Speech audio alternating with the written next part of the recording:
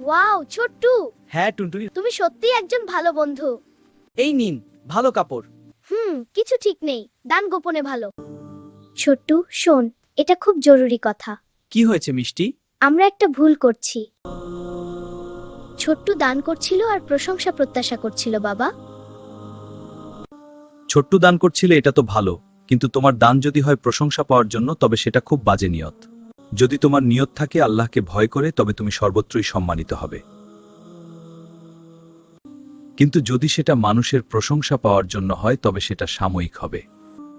এখন তুমি কি চাও? তোমার চাওয়াই সাময়িক, নাকি আল্লাহর পক্ষ থেকে সুউচ্চ ও সার্বক্ষণিক? অবশ্যই মহান আল্লাহর রহমত ও তার দেওয়া সুউচ্চ মর্যাদা। তিনি নিশ্চয়ই আমার জন্য উত্তম কিছু রাখবেন।